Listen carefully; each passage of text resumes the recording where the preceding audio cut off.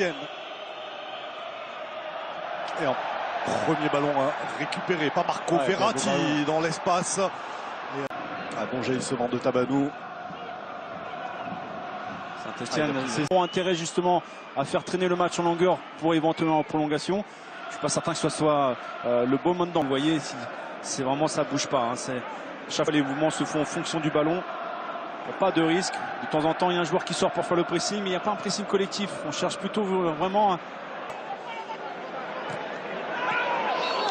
Faute. C'est un carton, ça. De Marco Verratti qui va recevoir le second avertissement de cette rencontre. Le premier pour Fabien Lemoine, le second pour lui.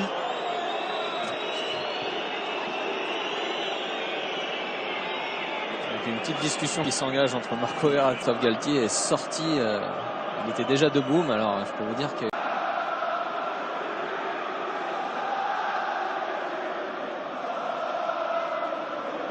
Cabaye avec Marquinhos. Marco Verratti. Fabio vers Lucas Digne.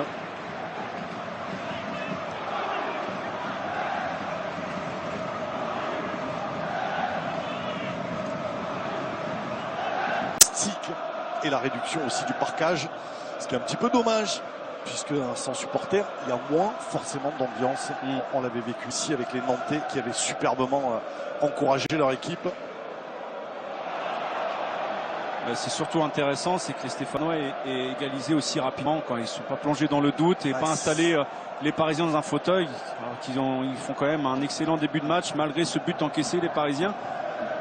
Donc ça c'est important côté stéphanois parce que mentalement ça aurait été beaucoup plus dur.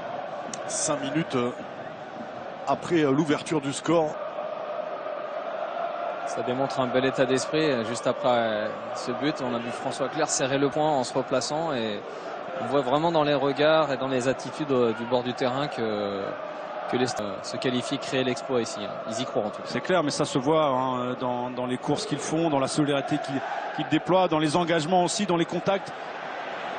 Oui, mais ils veulent forcer leur destin, quoi. C'est ça, quoi. Ils n'attendent pas une erreur de Paris. Ils veulent vraiment aller la chercher, cette qualification. Il n'y a pas beaucoup d'équipes, Rodolphe, qui, en attendant Paris, ont réussi très. Là, il faut qu'ils aillent vite à chaque fois, mais ils sont bloqués parce qu'il y a la roulette de Romain Mouma. Ils ne se replacent pas, les Parisiens. Tout de suite, ils font le pressing pour empêcher. Exactement. Il n'a pas pu beaucoup s'illustrer pour l'instant. Beaucoup de ballons perdus. La Power qui a failli coûter cher aux Parisiens. Très bon ballon de Pastore. Marco Verratti à la relance.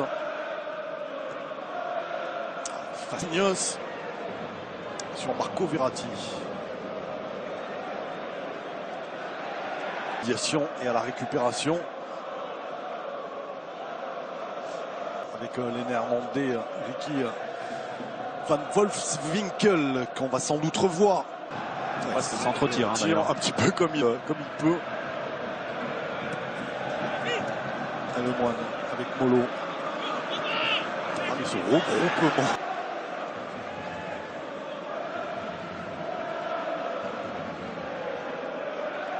Et le Quignos. Verratti avec Ibrahimovic. Et le ballon récupéré par Ezequiel Lavezzi. Verratti à nouveau. Oui, bien joué. Conservation parfaite pour servir le Moine.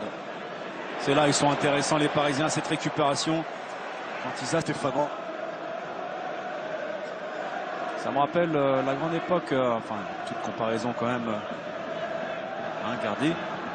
L'époque du Barça, vous savez, quand ils ont une récupération, ils étaient omniprésents tout de suite à la perte de balle. Mention Marco Verratti. Ouais, bien joué. 1 minute de jeu et Paris qui conserve l'avantage.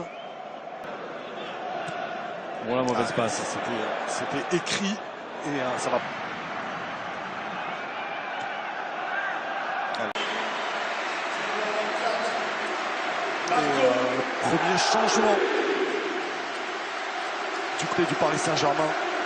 L'entrée dans le dernier quart d'heure de Blaise Matuidi et la sortie de Marco Verratti. Soufflé avant la finale de la Coupe de la Ligue samedi, puisqu'il